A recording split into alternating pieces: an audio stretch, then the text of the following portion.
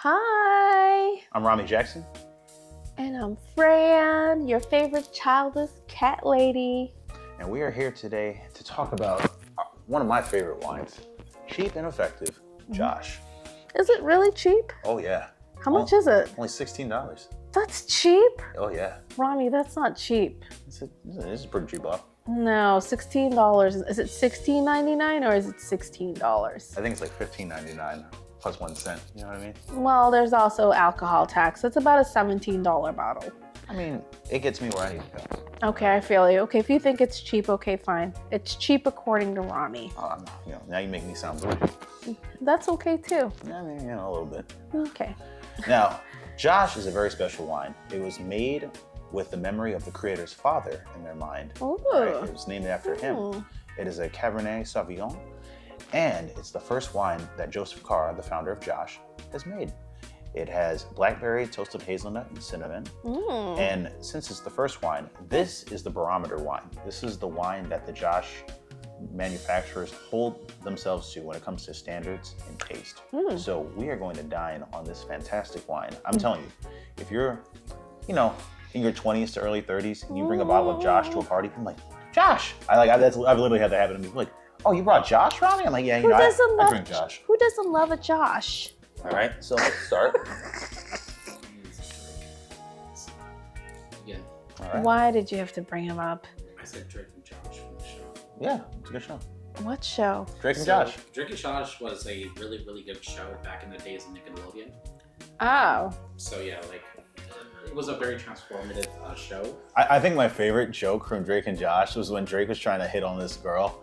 And he's like, yeah, I'm going skydiving. Did you know that 1 out of 4 people who skydive don't even reach the ground? And then Josh was like, then where do they go, Drake? Okay, and on that note, let's not do negative advertising for Josh. They need all the positive advertising they can get for all of our... You look wonderful today, though. Thanks. Okay, so let's do the smell of Josh. We're gonna do the wine breaker. We're gonna rate it for y'all. Let's do the smell of Josh.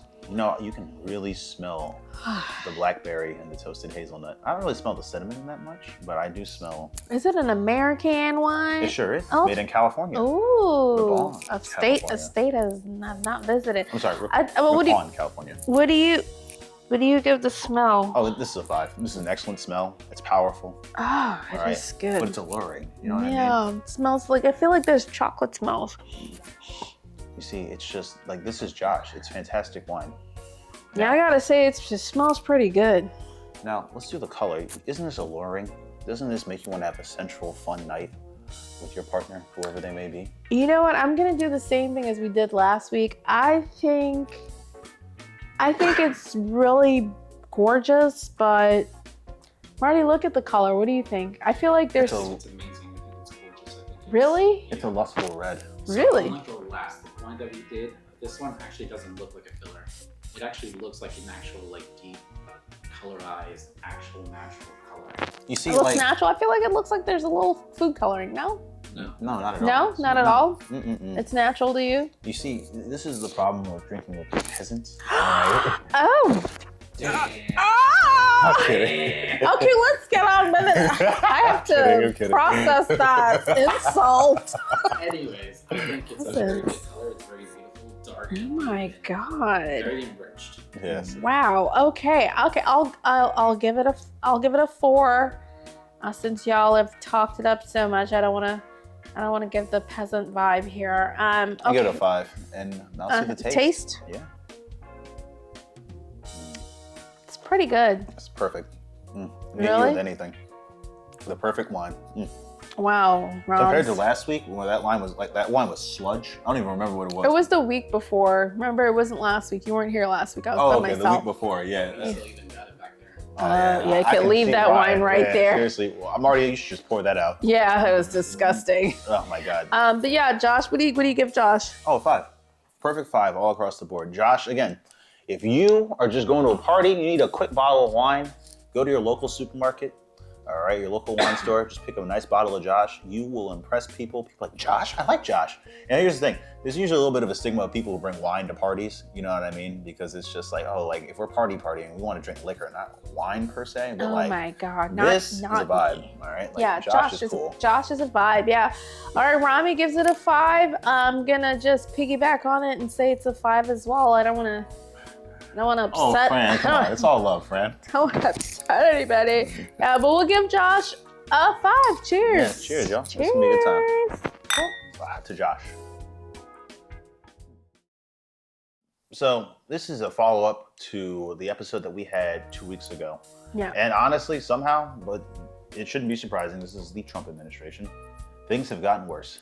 They have? Yes, they have. Oh, boy. The economy looks like it's about to be in free fall. You have major companies like Accenture talking about how since they're losing government contracts, they're going to have to lay people off and their stocks are crumbling.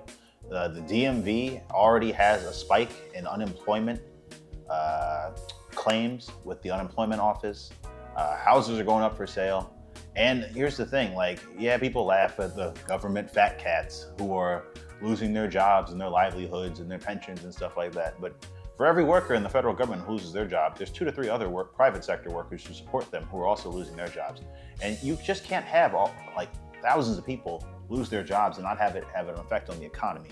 So what we're going to go into today is the Trump recession and how they're manufacturing this recession for quite a few reasons, and they're all bad, and they only serve the interests of the oligarchs such as Elon Musk, who are smashing and grabbing our government.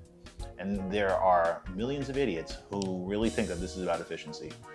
They are truly the dumbest people, and they're going to learn quick, fast, and in a hurry that efficiency, all right, especially in the idea of a tech bro, means firing as many people as possible for completely arbitrary reasons in order to keep your workers scared and oppressed so that they don't want more and so that you can keep oppressing them. It's really the worst system.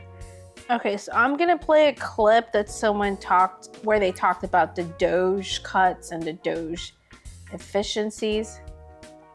Elon Musk's Doge cost-cutting effort has published what it calls the wall of receipts. Basically a long list of government contracts and then the savings it's achieved by canceling each of those. When Doge first posted its list, we found problems with all 5 of the 5 largest contracts. The largest savings that Doge claimed to have made on its initial list was an $8 billion savings from a contract cut at the Department of Homeland Security. When we looked at that, we realized the actual number was 8 million, 1/1000th of the claim that they had made. Doge responded by saying, well, it was an error in the federal contracting system, but they should have known better. And the reason they should have known better is that this contract, this supposed $8 billion contract, came from ICE. Its entire budget is $8 billion. Going down the list, the 2nd, 3rd, and 4th largest savings on Doge's original list were all basically the same error. What they did was triple count the same cancellation. Okay, so basically what this New York Times reporter was talking about is how Doge has gone into the federal government and made cuts, right, for all these savings that they're trying to do. I think they're trying to cut $2 trillion worth of government spending. And they're putting it up on a website basically saying that, oh, we've saved all this money. But when people really look into all of these savings that they're supposedly making, what they keep seeing is, okay, so with every government contract, it has a number attached to the contract. And it's on a spreadsheet within the agencies and also within the companies where it shows you the dollar amount for the contract, what has been used on that contract, and what is remaining on the contract. Okay, what that spreadsheet will also tell you is if the contract got canceled. Okay, not all contracts that are proposed to the government actually go into, they don't necessarily go through. Okay, so some of the propositions that the government gets for work and for, whatever it is, I mean, the government buys, the government hires. The government does a lot of business with big and small businesses, right? And all the propositions don't always come through. So basically what this guy is saying from the New York Times is these guys are lying about the savings that Doge is claiming that they have made. I mean, the difference between 8 billion and 8 million is astronomical. It's such an insanity. And then they counted one contract 3 times. Then there were other instances that he talked about where they would list the contract and it's like that contract was canceled. So there was no savings there. You think you saved 2 million? That contract wasn't there in the first place. So you're just making shit up. You're making up savings that don't exist. On top of everything else, of all of the federal government employees that have been laid off, because initially what the Trump administration did is they laid off the most vulnerable people. People on probation, essentially people who were just recently hired. Yep. And people think probation as in like, oh, they must be bad employees. No, that's not true. There were people who were recently hired. In fact, many of the people on probation, if you actually watch interviews with laid off federal workers, will tell you that they were star performers and Exactly. they got this from people within the government who were reviewing their work. Right. And you can prove that because you get evaluated, I want to say once a year within the government. Even with contracting, we get a yearly review where they tell you like how you're doing, how many trainings you've done. Like they ask you like what it is you want to do next year, like what are your plans, what do you want to learn, what do you want to get out of this job, right? But the government has a rigid process in which they go through with each employee and they rate them, right? And it's not to say there are no bad apples. That would be a lie. Of course there are bad apples. There are bad apples in every industry, right? But for the most part, most of the people that were laid off were just laid off because they could be laid off. And the probationary period I've always heard it's 1 year in most agencies where they can fire you if you're not, performing to par. But it can also be up to 2 years because I've heard there are some agencies where the probationary period is 2 years. And basically what they did is they went to all the agencies and they were like, anybody on probation, you're fired, because you can be fired within that time frame. But most of them have been rehired. Yes. So all of these savings that Doge is claiming they're making, it's like, where are these savings? And here's the thing. The savings that they're talking about, all right, like savings. I'm gonna get really real with you right now. Only idiots believe in these savings, okay? The savings that they're talking about is actually really destroying the livelihoods of thousands of Americans. For example, millions. It's not gonna be thousands. It's gonna be millions of Americans that are gonna be affected by this. No, because for example, I was reading a story about how the Department of Agriculture, or USDA, they, for example, buy a lot of food from farmers in places where growing crops isn't really that useful or that productive. And so what they do is buy these crops and then they sell them to local schools or give them to local schools in the area so that those schools have free food. This is common in West Virginia. Now, is those programs for these West Virginian farmers, they got cut. And so these West Virginian farmers are losing a source of income for them. So they're gonna lose their farms and their livelihoods. And then these students don't get fed either.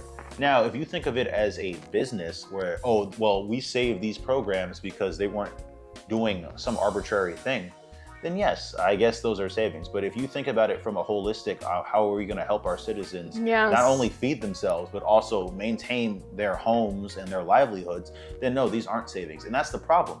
You can't run government like a business. Right. You run government like a business. Like, here's the thing, businesses don't give a fuck about anything except shareholders. They don't care about that, all right? And the government is not a business. The government is about people. The government is about serving people and making sure that everyone can have access. It's literally a giant public service agency. Yes. Now, Elon Musk is not only basically a demon with no soul, but he also doesn't understand the concept of public good. He's a tech bro and he's a billionaire. Billionaires and tech bros, they don't deal with real people. They don't deal with real problems. Right. They don't understand, oh, this person lost their job. That's bad. And they're going to lose their home. No, they don't care. They don't think about things like that. When you have that much money, you literally lose your humanity. That's why there should be no billionaires. And I'll get into that later about how we should ban billionaires and have a maximum wealth. But that's a whole different far left thing. But what we do want to talk about today is this upcoming recession, because all these cuts are going to have an effect. Like, here's the thing. You can't fire and cut all these programs and all these people and then not have it have a larger effect on the economy. Yes. Even the Trump administration knows this. Yes. Trump this week was saying, oh, it's going to get bad, so you all have to bear with me. Like, right. He was on Laura Ingraham, and she was asking him, is there a recession coming? And he was like, I don't know, but it's going to be tough. And it's like, duh, of course a recession is coming. Yes. And here's the thing. It's an induced recession. It's literally, you're causing it on purpose. And I think they want this recession for 3 different reasons. One, they want to crush worker power. All right. During COVID, American workers got tired of the bullshit. Okay. You saw more strikes. You saw, especially in the tech industry, you saw people going for collective bargaining. They wanted basically union contracts. They were trying to unionize. You saw workers really speaking up and stepping out and also naming and shaming companies for their shitty practices. These tech bros hated that shit. They hated that, all right? And so what we're seeing now is not only Elon Musk, but Mark Zuckerberg, Jeff Bezos, and all these people, they want to smash that. And so they want to cause an employer's job market where employees scramble, or former employees, since they're laid off or fired, scramble to take any job they can, no matter the lack of benefits, the low pay, the abusive, toxic workplace environment. They don't care. They want to smash that worker power so we're all drones and that we all don't have any options where we can basically speak up for ourselves in the workplace. Because here's the thing, the American corporation is the most authoritarian structure in our society. I agree. It's top down. You dog eat dog. Dog eat dog. There's no real social safety net. It is based on like your ability to do your job well in an environment that you like is based completely on connections. I've had jobs where I've had shitty bosses who made my life hell. In fact, hell, that was the worst. That was the last nonprofit that I worked at when I was 26. That was the worst work experience I've ever had. And I've also had great jobs where I have good managers who support me and elevate me and get me like performance bonuses and stuff like that. Like, that's the thing. It's not a democratic system. It's based completely on how your superior treats you. Okay. Right, and I'm gonna jump in there. I think a long time ago in a faraway place, you used to have families that could literally survive on one income, right? Very true. And typically the man would get a job, and it'd probably it could be in a factory, it could be in a company, and he would make, maybe $50,000 a year, $50,000 a year. Houses were cheap, right? Cars were cheap, groceries were cheap, and families could survive off of one income. And you could put your kids through college. Your kids didn't even have to go to college. They could get out of school and go right down, I don't know, maybe to the city and go work for a factory and make $50,000 a year coming in. My father's first job, he was working at a bottling plant in Ohio. And the guys there in their 30s and 40s, that was their job. And they had homes and cars and supported their families just working at the bottling plant. And they would work for 20, 30 years. They would retire, get a pension, and live off of that pension and still live comfortably. What has happened over time, I think Rami is correct, is that the corporations have taken over. They've gotten rid of a lot of the unions, and people are literally just working at companies, barely making it. Yeah, very much so. We're all just, there's just a lot of people living hand to mouth. Very much. And I think that is what the system wants right now. I think that's what they're pushing for. They're pushing for, like you said, an economy of low wage workers where we're all just kind of, I don't know. I guess they want us all to drive for Uber and do Uber Eats and, I don't know, deliver packages for Amazon and working warehouses where you got to wear diapers. I don't know if that's what they want for everyone. They don't want us to be able to afford university and college. I don't understand how you lay off all these people working in the government who, I'm not saying everybody in the government makes a ton of money, but like in our area in the DMV, I mean, they're like couples where it's both people working in the government. Oh yeah. And they're laying off people with mortgages and kids in college. I mean, a lot of the federal government workforce, they're in their 50s and 60s. Yeah. They have kids in college. They have mortgages. They have car notes. You know, entire lives are being destroyed. Entire lives are being destroyed. They're forced retiring people who cannot retire yet or hadn't planned on retiring. Very much so. And the cruelty of it all, I think, is what really kills me. I can't believe that someone was handed an economy that was not necessarily booming, but doing pretty well compared to the other first world. Yeah, the United States was doing better than all the United States was doing better than all of Europe. Yes. The United States was doing better than Japan. The United States was doing better than pretty much every first world country. OECD country, I believe. What's OCED? Oh man, it's either OCD or OECD. I forgot. It's basically like a collection of countries that are considered first world, and their economies are compared against each other. Right. But the U.S. inflation was kind of high under Joe Biden, but it was lowering, and it declined throughout his administration. But the Biden administration was just unpopular for a variety of good and bad reasons. Right. Good being Palestine, and bad being, he's old. But then we have Trump, and now Trump is literally crashing the economy. And on purpose. They want to destroy worker power. Yeah. And you see, the other thing that they want to do, okay, what they want to do is shift America away from this services economy, where we, basically, for example, I'm a consultant, and Fran is a federal contractor. We don't. I'm a technical writer, so I do technical writing, and I work typically in health agencies, and I do procurement and contract specialist / technical writer. These are services, okay? We don't produce products per se. I guess my slide deck is a product if you want to go to the dumbest way possible. But what we do is help the government run more efficiently, okay? And so services like that, they're important, they're key. We are an advanced economy. We don't have to manufacture lots of bullshit. Well, they shipped all the jobs over to China and Mexico and India a long time ago. They did. They shipped all the call centers overseas. But here's the thing. America actually manufactures quite a bit. The problem is that, not the problem, the reality is that we manufacture highly advanced technical things, like rocket parts.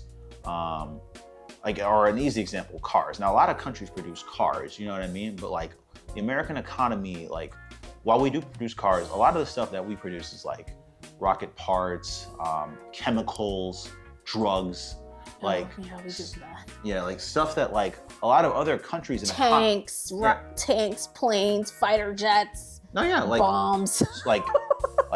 Really important software, stuff that other economies don't want to produce. The Trump administration, they have this bullshit mentality that I hate to say, you see quite a little bit in the unionization, the union movement or unions, where oh, you don't produce material hard things, so your job isn't real and my job is real. You know what I mean?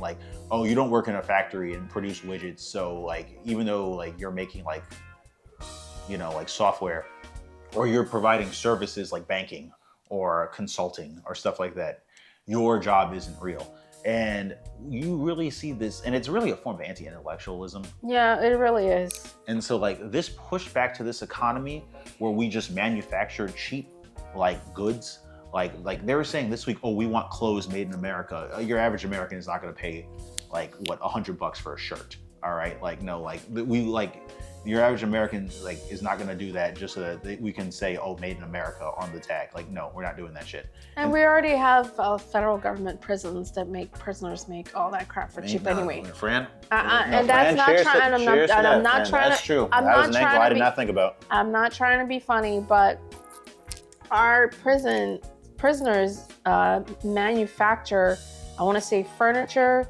license plates. Yeah. Furniture, license plates. And in fact, actually, sometimes they've been caught. I think in Alabama, there's a story where some prisoners are like illegally working at McDonald's or something like that. Oh yeah, they contract them to they contract them to certain jobs too, not just McDonald's. But I don't like that they do that, but we have figured out ways in this country to create cheap goods and have made in America stickers on them. We have factories in places like Samoa. Yes, we're American Samoa. I don't know if y'all know, but we have like a lot of territories American overseas. Samoa, Guam. Yeah, where things are manufactured there. Puerto Rico. But it is part of the United States.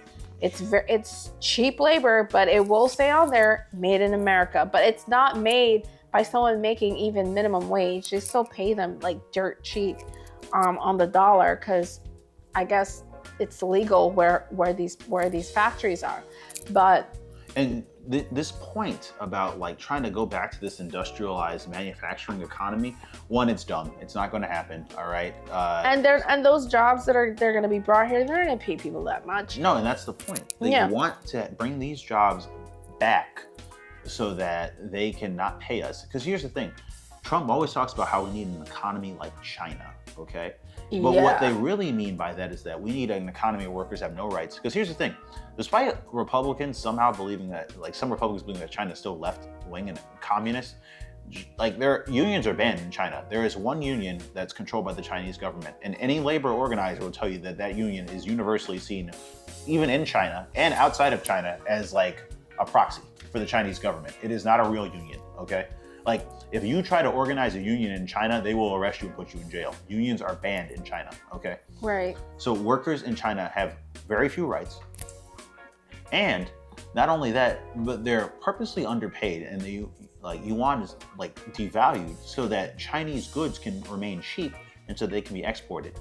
That's what Trump wants. He wants to devalue the dollar, and he wants to bring back these manufacturing jobs to the US so that we have lower wages, have no rights, and then we just produce widgets and shit that the rest of the world buys. The problem with that is that the US economy is not built to do that anymore. No. And it would take decades to even bring it back. Yes. Like, it would take decades of literally industrial planning to rebuild all of those factories. Like, because that's the thing, the Trump administration just thinks that you can just build a factory overnight, and that's not true. No, it doesn't takes work that way. years to build a factory.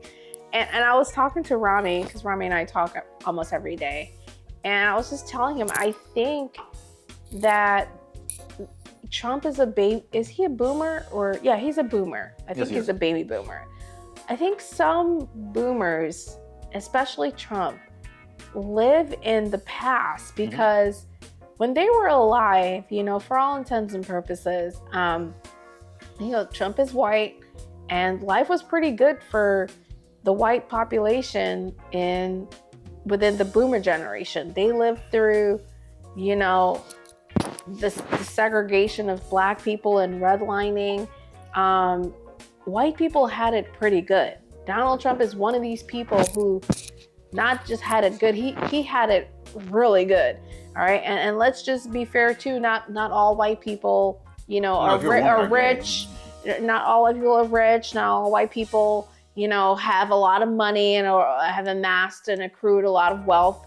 But let's just say the economy was definitely skewed to what's making, but the economy was like, black people couldn't work certain jobs. So black people were not in the economy like full, like right now, like where like you can basically go work anywhere as long as you have the skill sets for the most part, right? But I'm saying, I think Trump lives in the past where everything was built for people like him to succeed. And he had it so good for so long. And I think now it's like we're in the future, and I think he's seeing an economy that he doesn't like. He has to go into places and there's like a diverse workforce.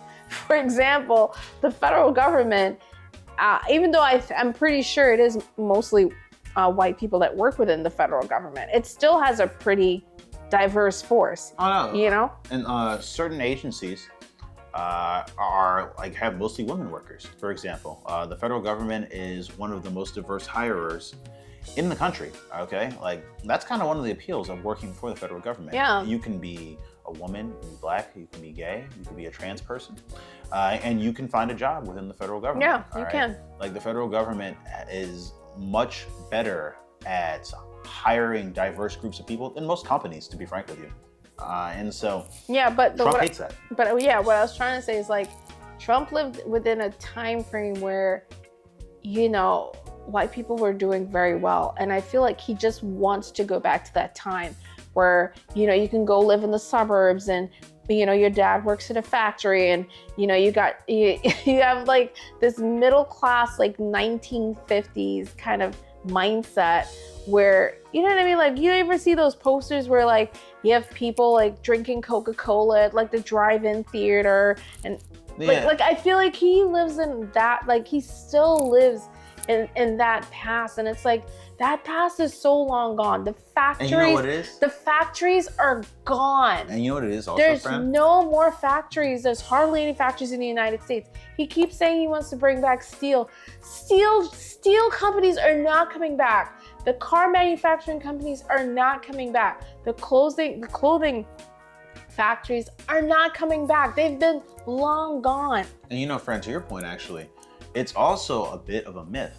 Like, America did have a boom in the 1950s, but it was mostly because all of our competitors were literally bombed out. Like, Germany bombed out, Japan bombed out, the Soviet Union bombed out, the UK bombed out, you know what I mean? France bombed out. And even back then, if you look at poverty rates, like poverty was high in the United States during the golden age of the 1950s. Like, even if you just like look at the white population, white America had a poverty rate of 20%. In the 1950s. Like, that's high. 1 out of 5 white people was living in like poverty. So this gets into my third point. Trump wants to cause this recession so that he can enact even more authoritarian policies against the American population. Trump hates America. Trump hates Americans. There's a quote from some Democratic politician who says basically there's nobody who hates Republican voters more than Republican politicians. And Trump is the complete example of that. Trump wants to destroy Social Security. Yeah. He wants to destroy the economy. He wants to destroy Medicare and Medicaid so that there are uprisings. There is mass violence. There are mass movements. And so that after that, Trump can enact martial law, law and order, and really crack down on our society and our democratic freedoms. He wants to turn this country into a dictatorship. And honestly, right now, he's winning because the Democratic Party and our institutions are too weak. Chuck Schumer and the Democrats and, more like Chuck Schumer, Hakeem Jeffries, and I mean, God bless their hearts. AOC and Jasmine Crockett are out there, and Bernie Sanders. They're doing their right campaign against oligarchy across the Midwest. It's cool. Right, but for me personally, I'm like, I don't know if it's that the media just does not pay attention, or they're not covering everything, but I feel like they're just not doing enough. No, I feel like every single day, even if no one is listening, there should be someone somewhere within the Democratic Party just coming on camera and talking about what this administration is doing and really giving it to us raw. Like, yo, this is what they did today. Trump was on Laura Ingram's show. I mean, just saying the craziest things. Just bear with me, I'm gonna find the clip. He was talking about basically Canada becoming the 51st state. He talked about it for so long. I was just like, is this guy really, is he serious about this? I think it might be a little off topic. What do you mean? Like, I'm talking about Canada, temporary recession. Yeah, but I mean, it's gonna, if you're trying to annex countries, I mean, it's all to your point, full and part of the whole. Like, the tariffs and trade war are going to hurt the economy too. Right. He's having a trade war with Canada, Mexico, and Europe, and Europe and China. But like right now, the three biggest trading partners are Canada and Mexico. But he's especially like taunting Canada, like, oh, he's on the interview like, Canada Canada treats us so badly. We have it so bad. They charge us so much to get their goods into our country. They're really ripping us off. And, you know, they're not even really a country. They should just be the 51st state.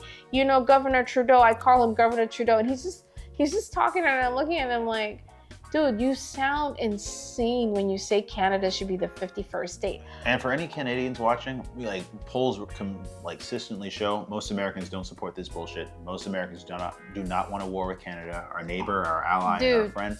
Canada is awesome. I've been to Toronto.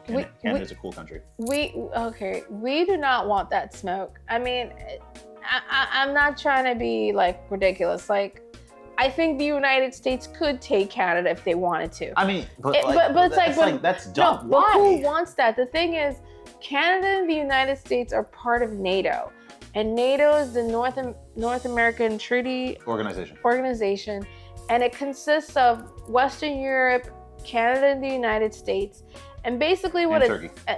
Yes, and Turkey. And basically what it says is, if you attack one, you attack all. That means that if any country attacks any one of the NATO countries, all of NATO and all of because there's NATO forces and NATO military and all those countries, most of them have tripwire against the Soviet Union. Right. And the Warsaw Pact. Right. Cold War. Right. So, I mean, one of the reasons why Ukraine, and this is a little off topic, is at war with Russia is because Ukraine is trying to become part of NATO. And if they become part of NATO, then Russia literally has the West like really right in his backyard. And he's like, you guys should not be part of NATO because now I have freaking your people, which, I mean, the NATO is mostly backed by the United States, right in my backyard. He doesn't want that. Fran, I have to push back a little bit. Okay. Ukraine was not trying to join NATO until after Russia invaded. Really? Yes. I thought they were trying to join before. No, that is literally Russian propaganda. Marty? Did Russia try to join NATO before? No, Ukraine was not trying to join NATO until after. Ukraine was the one that was supposed to be joining. No, Ukraine tried to join the EU, okay? Uh-huh. And that process was ongoing. And so Putin saw that as part of Ukraine leaving Russia's orbit. The idea that Ukraine was trying to join NATO is Russian propaganda. Ukraine was not trying to join NATO until after Russia invaded Ukraine. Okay, all right, okay. Well, since I don't, go ahead, Marty. So just to clarify the point. So yeah, the reasons why there's a whole conflict in the first place is because Ukraine was trying to join the EU in the first place versus the CSTO, whatever it is that's going on. And they were also trying to join NATO, but NATO rejected them, saying, you don't meet the qualifications. You just don't. Right. We still have a border issue with Russia, and we're not dealing with that. Until you satisfy the conditions, you cannot join NATO. Ukraine came back saying, okay, and then looked at Russia. Russia looked back at Ukraine, and then said, oh, we can't do this. We're jumping in. But I love your point about Ukraine, because to your point, Thanks. Our beef with Canada is literally Russia's beef with Ukraine. Russia, Putin and the Russian government were literally saying Ukraine is not a real country. Ukraine was part of the Soviet Union. Mm-hmm. Ukraine should be part of Russia. Ukrainians are not a real people. Ukraine is not a real language. Ukrainian is not a language. And they even call it the Ukraine because in Russian, Ukraine means borderland. Calling it the Ukraine is Russian propaganda. You were supposed to call Ukraine, all right? Right, okay. And so Trump's view of Canada is literally on the same spectrum. Right, so, I mean, we got a little lesson there. I learned a little something there, but, right, so what I was trying to say, like, about the general recession is, you know, there's also, like, all this instability, you know, with Trump talking about he wants to retake the Panama Canal. I don't know if we've done I could do a short history on the Panama Canal. It was built mostly by the United States around the early 1900s. And the United States had control of it after it was built for, I want to say it was like up until 1999, but I forgot when it finished being built, maybe around like the 1930s. And the United States had an agreement with Panama that it would control it up until 1999, literally like December 31st, 1999, and that Panama will take it back at January 1st, 2000. And that's exactly what happened. And all of a sudden, Trump is out here saying, we're going to retake the Panama Canal. And then after that madness, he was like, and also we're going to take Greenland. I mean, all of it, I think a lot of people are saying is like, this is just distractions. No, but here's you the thing. really have to look at what he's doing, because he just has you looking over here and he has you looking over there. Here's the thing, Fran, like, I hate that argument, and especially when it comes from Republicans, because it's like, no, like, it's like this weird, Trump has this weird, like, not hold on people. People just will ignore what Trump is saying and then just hear whatever they want to hear. Trump is screaming at the top of his lungs, we need to make Canada the 51st state, which obviously he's definitely and people saying, are like, oh, we're not going to fight Canada. Trump is like, oh, we need to bomb Mexico and these cartels. And then Mexico. He said we're going to bomb Mexico? Yes, so we can bomb the cartels. Trump has said this repeatedly. We're going to bomb Mexico. Yes. And so he wants war with Mexico too? No, and then like Mexico is like, if you bomb any part of Mexico, like, you know, Mexico's a functioning sovereign state. If you bomb any part of Mexico, we're going to go to war. And then Trump, like, Republicans would be like, oh, well, like, even if we bomb Mexico, the war won't happen. What the fuck? Like, yes, like, a war will happen if you bomb Mexico. Like, yeah, a war typically happens when you bomb another country. Or people like, don't take him seriously. I'm like, we shouldn't take the president of the United States seriously? You're insane. Like, then he wants to put a casino and rental properties in Gaza. Trump has literally said, oh man, we'll fight Denmark in order to take over Greenland. And people are like, oh, he's just trolling. And I'm like, why do you want a world leader who trolls? Yeah. Why do you want an American president who trolls? Like, why do we always create these defenses of Trump that revolve around just ignoring exactly what he's saying? Because here's the thing, Trump is a con man, and Trump does lie. But here's the thing, Trump will do what he says, okay? Oh yeah, he really will. When Trump is already saying, I'm going to cut Social Security. Yeah. And like, people are like, oh, he's not going to do it. Like it's like, being a Republican voter really means ignoring what Trump is actually saying. Where have you been? He's definitely, listen, those cuts are coming. Oh yeah. I feel bad for anyone, you know, including my mother, your mother. I mean, yeah, my dad and his wife. I'm 100% sure they're living. They're done. Not that they're done, but they're gonna slash those funds. Oh yeah. And Elon just went on and was like, oh, we have to cut those entitlements, and I'm so tired of them calling it entitlements. No, we pay into them. And these are literally social insurance programs that we pay into as soon as we start working. And I've said it before, I've been paying into Social Security, Medicare, Medicaid, FICA, all these different unemployment, this, that. There's so many taxes they take out of our checks here. I've been paying into it since I was 15 years old. I want my cut when I get out, and I don't want some tiny little cut. You know, it's unfair that you Run me my money. Yeah, you take all this money out, and then, you know, when I need it, it's like, oh, you know, we slashed it, so you're only gonna get like $600 a month. It's like, what the fuck? When I turn 65, and it's like, but you took like $1 bajillion out of my checks over the years. Like, I've paid hundreds of thousands of dollars in taxes. Mm-hmm. Like now, up to now, I've paid so much money. You know, how could you like just be like, yeah, we're just gonna slash it? I think one thing that's funny about Social Security is that the Republican like noise propaganda machine has been trying for decades to make the American public be against Social Security, and it doesn't work. It never works. Because you know what? You can't talk somebody out of getting a check in their hands. I'm sorry, all right? If a check keeps coming to you every month from the federal government, you could say that communists run Social Security and they're giving all the money to black people and Mexicans. And then white folks be like, damn, that's crazy, and still take the Social Security check. You know what I mean? Like, it doesn't work. I just think that's the funniest thing.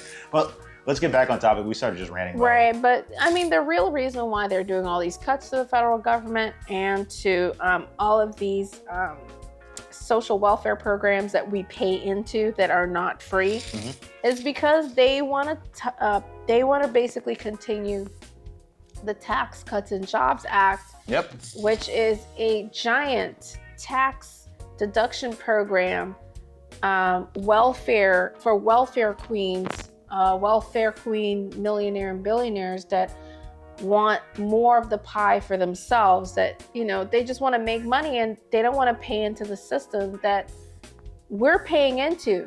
They want to cut all of our programs that are going to help us when we get older or when we get sick or if something happened to us and we get disabled.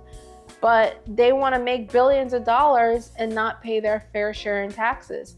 The Tax Cuts and Jobs Acts have ridiculous tax cuts, like they get like tax benefits for having private jets. It's like, what percentage of the population even has a private jet? Exactly. Who needs these tax cuts? Or the estate tax, which is literally for millionaires. Like, you know what I mean? Like who has an estate? People have homes, but who has an estate? You know what I mean? I have an apartment that I rent. I have a townhouse that I rent too. You know what I mean? Like, who are these people with estates? That's my question. Right, and that's literally all this is. All this Doge nonsense. All of these cuts to the federal government, all of these cuts to federal government programs and proposed cuts to Medicare, Medicaid, and Social Security are to hand yet another tax benefit to people that legit don't need it. Yep. Well, exactly. Why would millionaires and billionaires need more tax cuts? Why isn't the middle class and the lower classes getting any breaks? Why aren't we getting any breaks? No, because like what we were saying before, we are seen as feudal serfs. This is what feudal serfs. No, like seriously, this recession, they want to use this recession to push feudalism onto the American economy, into the American people. They want us to be serfs. They want us to have no rights.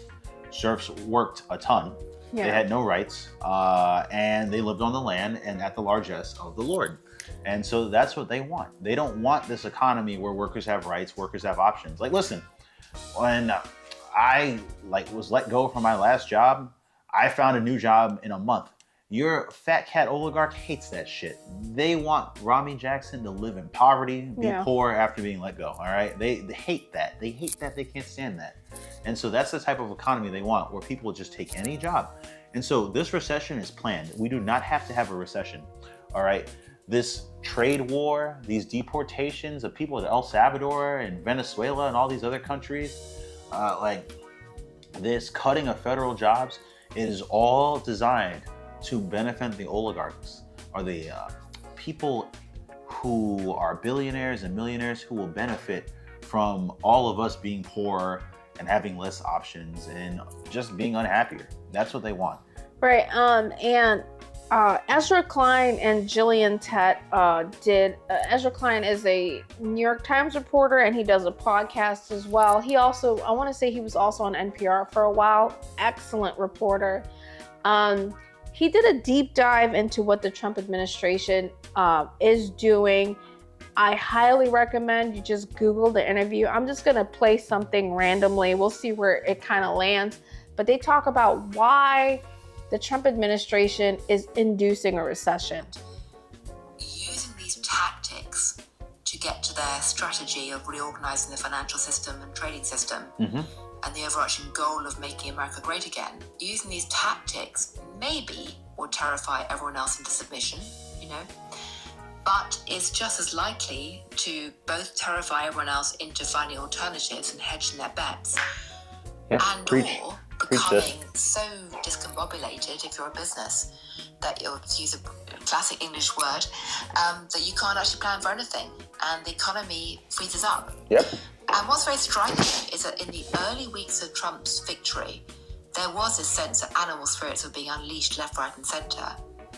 I can see that those are going to be quickly crushed if this uncertainty continues to weigh heavily on everybody. Yep. All right, so it was an excellent. So basically, what Jillian was saying is that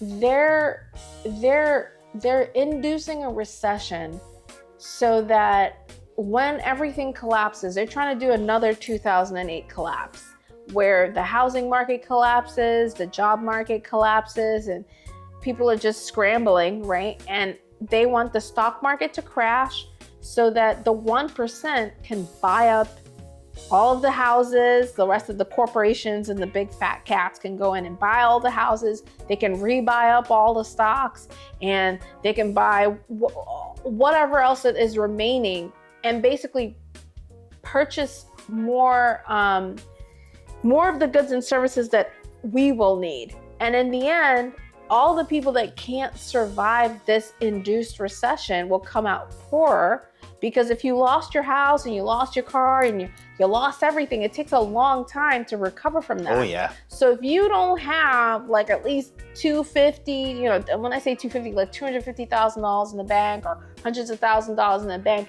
and you can't weather this, you're gonna come out poorer, right? And what she's saying is that they want people to lose hope. Oh, but yeah. what they're trying to do is they're trying to buy up everything so that when we come out of the next recession, you have a permanent underclass. That's what I got from it. No, and I agree. And I really believe that that's what they're trying to do. That's the plan. Listen. And that is a really sinister plan. Donald Trump was handed, I'm not saying it was a perfect economy. Inflation was ridiculous. I think that's part of the reason that Vice President Kamala Harris lost, is because the prices at the grocery store, kitchen table issues, rent prices are ridiculously high everywhere. I think the everyday needs, the gas prices and things like that were just too high, and people were just like, look, we're tired. We ran to Obama and the economy was patched back together, but things didn't come back too great. Our retirement savings still were not that high. We lost all our shit anyway. We ran to Trump after Trump didn't fix anything. We run to Joe Biden. Inflation is high once again, and all grocery prices and gas prices are back high again. So for the majority of the middle and the bottom, I think we've just been having it really tough. And because nobody's really, I don't think no one has really recovered since the 2008 crash. Most people, I don't think, have really fully recovered. Fuck the 2008 crash, even COVID. Even COVID, but COVID was another recession. I think because a lot of people never recovered since 2008. I can tell you, I never recovered.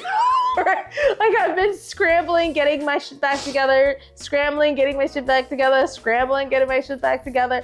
Because a lot of people are just like running around, like trying to figure it out. And every time you figure it out, some shit happens. Like you said, COVID, right? And now we have an induced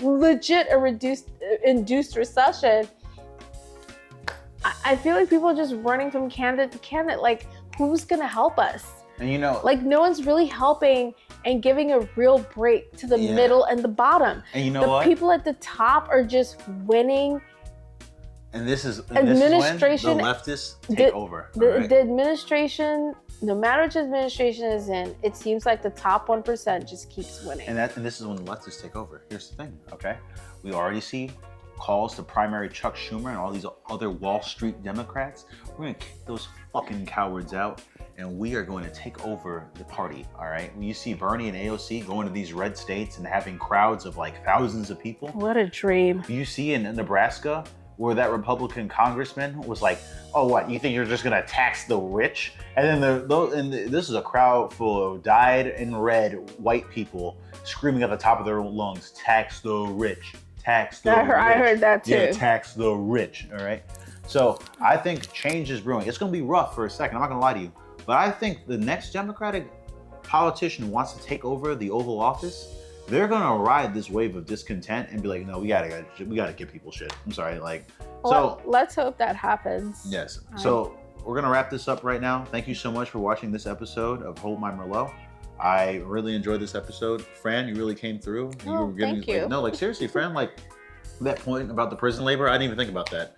And that's a really good point. How that plays a key role in our manufacturing.